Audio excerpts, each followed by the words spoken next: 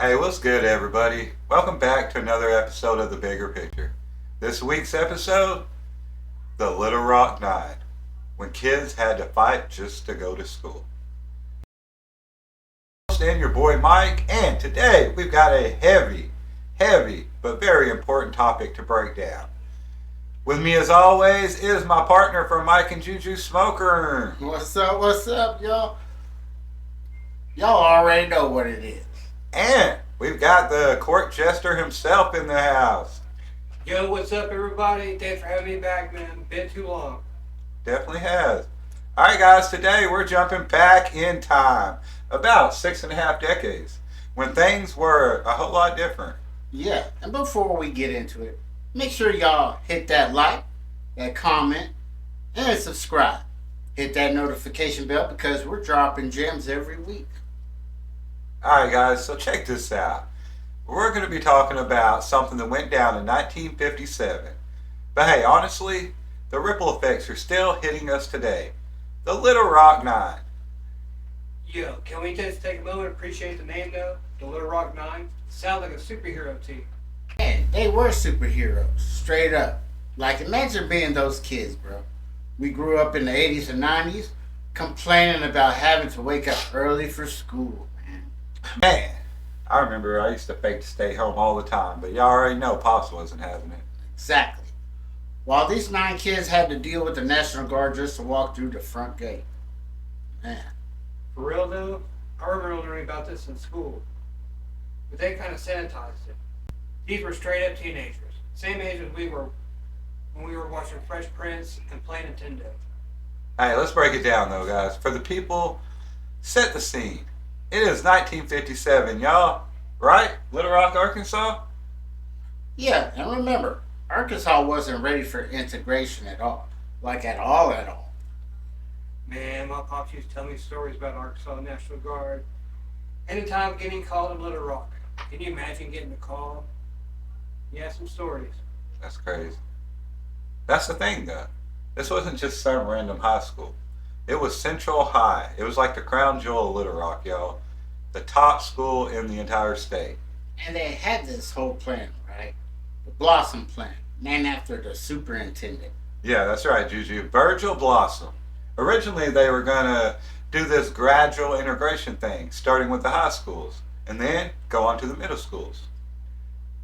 But even that was too much for some people. Way too much. Alright, y'all, so check this out. They picked these 9 students very carefully. They had the top grades and perfect behavior. Yo, imagine that pressure. Like, you're 15 or 16 years old, and you're carrying the weight of the whole civil rights movement on your shoulders. That's heavy, bro. And these weren't just random kids. Let's name them. Alright, guys, you have Ernest Green, Elizabeth Eckford, Jefferson Thomas, Terrence Roberts, Carlotta Walls Lanier, Minnie Jean Brown, Gloria Ray Carlmark, Thelma Mothershed, and Melba Patillo Bells. And each one of them has their own wild story, guys. Like Elizabeth Eckford. Y'all seen that famous picture of her walking all alone in front of the school? Man, that picture still gives me chills. This 15-year-old girl walking by herself, surrounded by angry white folks. There's this one white girl behind her just screaming with pure hate on her face. Hazel Bryan. That was the screaming girl's name. Yeah. Years later, she actually apologized to Elizabeth. They even became close friends for a while. Really? I did not know that part. Yeah, but it didn't last. Too much history there, you know. Definitely. Speaking of history, let's talk about Governor Faubus. This man really called in the National Guard to stop kids from going to school. Hey, and here's the crazy part. Some historians say he didn't even really care about segregation that much. It was all a political stance. Classic politician move. Throwing people under the bus to get votes. Man, don't even get me started on some politicians. Hey, that's a perfect time for an ad break. So here we go.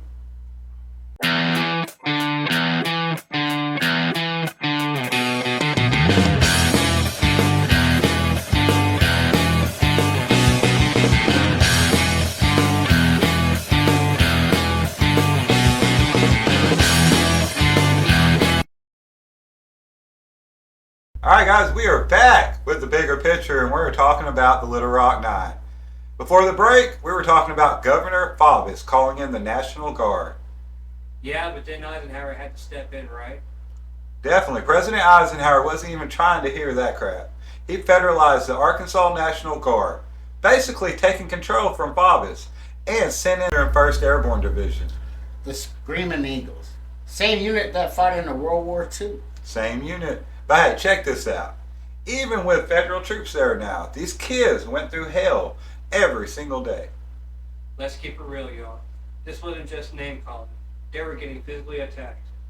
Melba Patillo said they actually threw acid in her eyes. Acid, y'all. In her freaking eyes. That's crazy. Come on, man.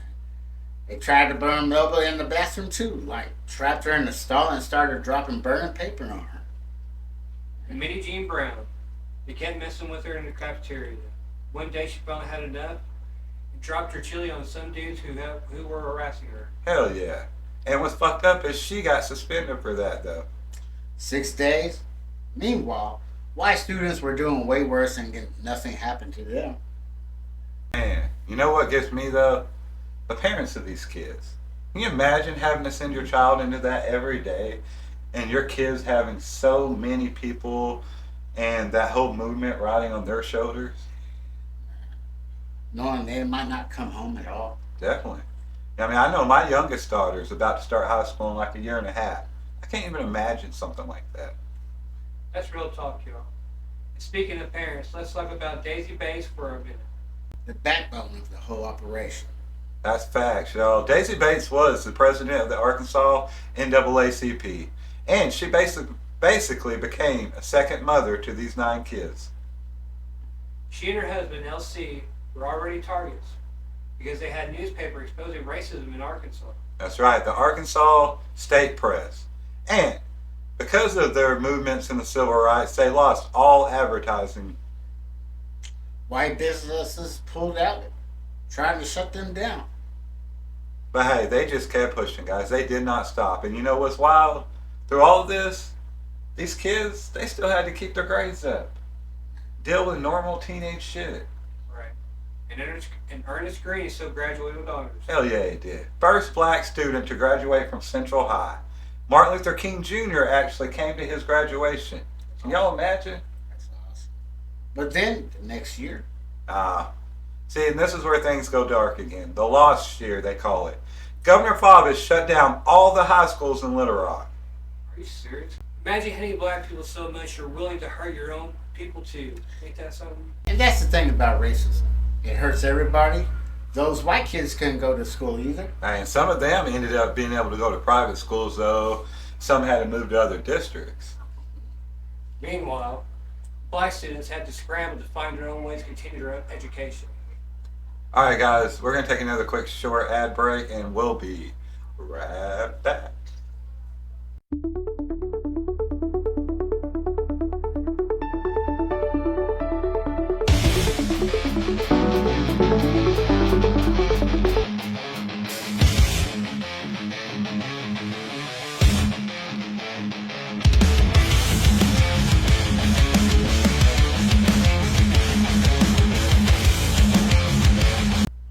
Alright, y'all, we are back. You know what I think about a lot with this story? How young these kids were. Yeah, they were our age when we were arguing about whether Sega or Nintendo was better. Nintendo all day, y'all. Man, get out of here with all that. But, for real though, I think that's why this story hits completely different. When you think about them as actual teenagers, not just historical figures, man. Like Carlotta Walls Lanier. She was the youngest, only 14 when all this started. 14. Man. And they couldn't even react when people was messing with them. Had to just take it. That's because they knew if they fought back, the papers would be like, oh, see? They're all violent. This is why we can't integrate. They had so much on their shoulders. Pressure must have been insane. And hey, check this out. Most of them went on to do amazing things. Terrence Roberts became a psychologist. Gloria Ray Karlmark moved to Sweden and became a patent expert. Elizabeth Eckford and Minnie Jean Brown became civil rights activists. But they all carry trauma from that year, like real PTSD, dog. Melipatilla Bills wrote about it in her book, Warriors Don't Cry. Now, she says that she still has nightmares about it at the time she wrote the book. You know what's crazy, y'all?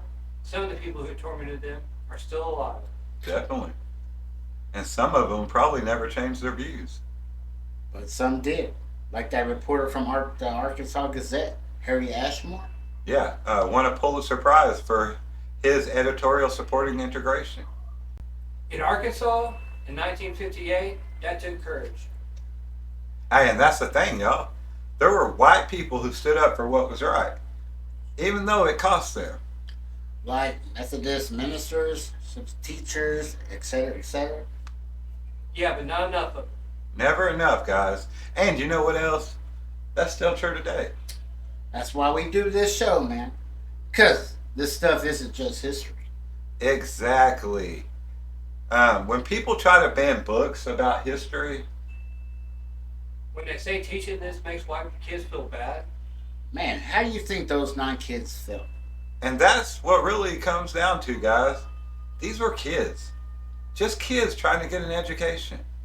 just trying to go to school. Just trying to learn. But hey, guys, before we wrap up, I want everybody watching this to do something for me. Look up the Little Rock Nine. Read their stories. And not just what happened in 1957, but what they went on to do after. And to remember their names. And to think about what would you do if you'd been there. Because that's the thing about history, guys. It's easy to look back and say, what would you have done? But the real question is, what are you doing now? Facts, Juju. Alright, fam. That's our show for today. Big thanks to Juju and Shab for keeping it real with us. Always, man. You know how we do. Alright, guys. Don't forget to like, subscribe, and hit that notification bell right in his ear. Until next time, keep thinking bigger, y'all, with the bigger picture. Peace.